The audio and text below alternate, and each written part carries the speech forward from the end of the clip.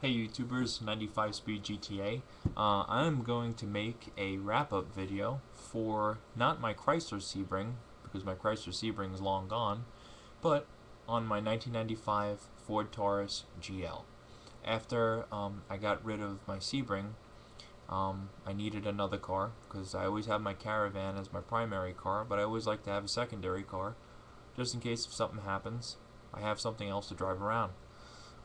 Well, I picked up this 1995 Ford Taurus for 200 bucks from a 70-year-old man who just wanted to get rid of the car, and so I bought it from him. It needed some work. It needed from the catalytic converter back, the exhaust system.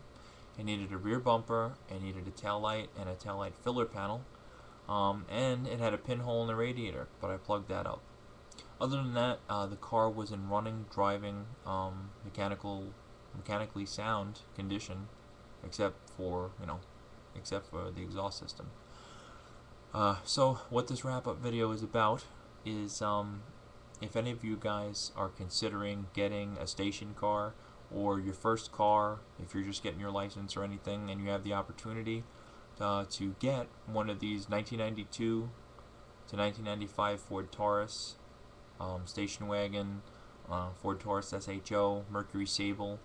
I'm going to tell you a couple of things to look out for on these cars, and I'm going to tell you my opinion on these cars. Now, basically, my opinion is my opinion, and I'm basically only telling you what I've experienced with these cars, because I've actually had quite a few of the Ford Tauruses and Mercury Sables, so I would just like to give you guys my input on these cars, just to give you better peace of mind if you guys ever decide on getting one of these. Anyway, first of all, one of the best setups, engine-wise, for this particular car all depends on the year you have. Mine was a 1995, so you had an option. In 95, it came standard with 3.0 Vulcan V6 engine. Now, that engine is basically a bulletproof motor. A lot of people would agree with me on that. Some may disagree with me on that, but then again, this is totally my opinion, and I'm just posting it as so. But the 3.0 is a very, very good motor. Usually when you find these cars in the junkyard, they all have good 3.0s, but they have bad transmissions. 3.0 is a great motor. It's a low maintenance motor. It's basically, you change the oil and you keep on top of it like you should a regular car, and you got yourself a good car. The other motor that was available is the 3.8 liter, and it's called the 3.8 liter Essex V6. That motor is a little more complicated and it's a little more high maintenance. What you have to look for in these cars is this. The 3.8 liter was a really crappy motor back in the late 80s for Ford, and the 3.8 liter V6 was found in a lot of Ford's cars, like the Mercury Cougar, the Ford Thunderbird, Mercury Sable, Ford Taurus, Lincoln Continental, and maybe a couple other cars that I just can't think of right now. But those cars were prone to head gasket failure and a couple of other things. My mom had a 1988 Mercury Sable where the head gaskets went more than once, and then after she had it done, I think twice or three times, then the transmission went, and she threw her hands up, and that was the end of the story. From what I read, the 3.8s in the 1990s were more reliable, and they weren't known for their head gasket failure and just being a crappy engine in general. So if you're thinking of getting a Ford product with a 3.8 liter, your best bet is to get one from a later date other than the late 1980s. The Ford Taurus SHO with the 3.0 Yamaha motor is one of the best motors you could probably get for that particular car, and you're only going to find that motor, the 3.0 and the 3.2, on the Ford Taurus SHO. Generally, I think it's the 3.0 that's mounted to the manual transmission, and the 3.0 is mounted to the automatic transmission, or vice versa. I'm not totally sure. But if you can get a 3.0 SHO with a manual transmission, that's a very, very good combination, and you can have yourself a solid car. Um, Another thing about these cars is they are unibody cars, so they're not like cars from the 1950s and 60s with frames. You know, the car is a unibody, so it doesn't have a frame, and the engine and transmission and front suspension is held up by something called a cradle. And what the cradle looks like is it's basically a box, and it has four mounting. Well, for this particular car, it has four mounting locations. It houses your engine, your transmission, your control arms, your struts, and your whole wheel assembly that attaches to the car. And I don't know if I mentioned rack and pinion. But basically what happens with these particular cars is the cradle bushings corrode. And what happens is the engine cradle starts to fall gradually out of the car, and it gets loose. So sometimes if you're at a stop and you hit the gas pedal, you hear a clunking sound. Or if your alignment's off and your steering wheel is severely cocked to the left or the right, I would, if you have the car, I would have it looked at for having bad cradle bushings.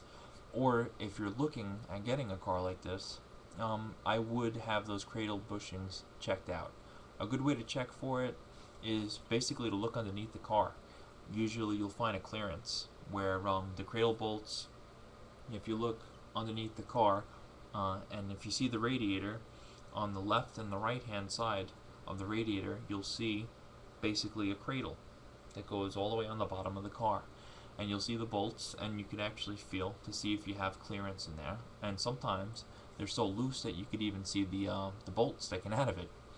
Another good way to check it out is to jack it up on the cradle. Sometimes while you're jacking up the car, you could see the cradle going up into its proper place again.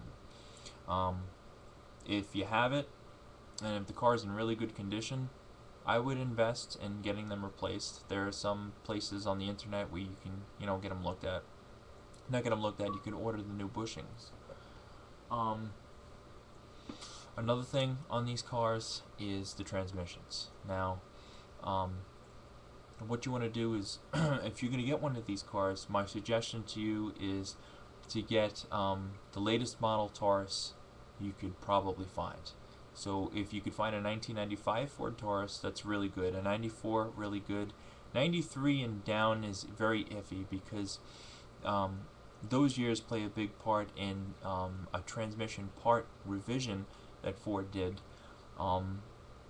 that changed the failure rate of these transmissions. See, back in the early 90s and late 80s, they had, I think, something in a valve body that used an aluminum part or a cast iron part, and what they did was, I think, and it was 94, they revised it, which made the transmission a lot more sturdy, and the failure rates were a lot low. And I don't know the logistics on it, but my suggestion to you is, if you're going to get one of these cars, stick in the 94 to 95 range as far as transmission reliability is, for the automatics, that is.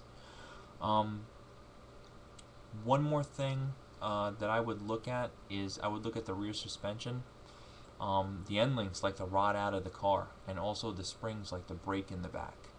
A good way to find out whether or not your springs are broken in the car is to make a left or a right hand turn into any driveway. Generally when you do that, it compresses the spring in a way where you can actually hear the spring pop. Other than that, the car was pretty good. My AC wasn't working, but I did have a donor car, and the donor car, which I sold to my neighbor, had ice cold AC in it, and it cooled the car down really, really quickly. Heat, forget it. Your eyeballs are going to dry out of your socket. The heat is amazing in those cars. And that's speaking for the 1985 to 1995 Ford Taurus and Mercury Sable. I've personally had an 88 Mercury Sable, an 87 Mercury Sable, an 88 Ford Taurus, a 92 Ford Taurus, and a 1995 Ford Taurus. So I have a little bit of experience with these cars. Other than that, The cars are pretty good. If you get one that's well maintained, that's even better. But I would stick to the 94 to 1995 Ford Tauruses, because that's going to be your best bet. If you can get yourself a 92 to 95 or any Ford Taurus SHO from the late 80s to 90s with the Yamaha motor and the manual transmission, that is a very, very good combination to have. And you'll probably get probably another 100,000 miles on whatever's on the car if you have that type of combination. Other than that, this is 95 speed GTA saying if you want to get a Taurus, it's a lot better than the Chrysler Sebring. And I'm only saying that because the Chrysler Sebring is a crappy engine, the 2.7 liter V6, because the fact that it's high maintenance makes it a crappy engine. You don't put something so high maintenance out to consumers because, let's face it, a lot of us, we don't keep up on oil changes, we don't keep up on this, we don't keep up on that. Just like the GM came out with the 3.4 liter dual overhead cam V6. That motor, it put out a lot of power, a lot of RPM for its time. But you know what? It was high maintenance. That's what made the motor junk. Every 20,000 miles you had to change the timing belts, and that's the dual overhead cam belts. It's a non-clearance motor, so you don't want those belts to snap, because if they do, well, then you need an engine. And those engines are really tough to work on. But anyway, for the 95 Ford Taurus, I'm going to give it a thumbs up, and I'm going to be getting another car very soon. I think it's going to be a Chrysler Concorde, and we'll do another wrap-up video on that. Other than that, thanks for watching, guys. It's 95 Speed GTA. Subscribe to me, and check out all my cars. Thanks for watching, guys.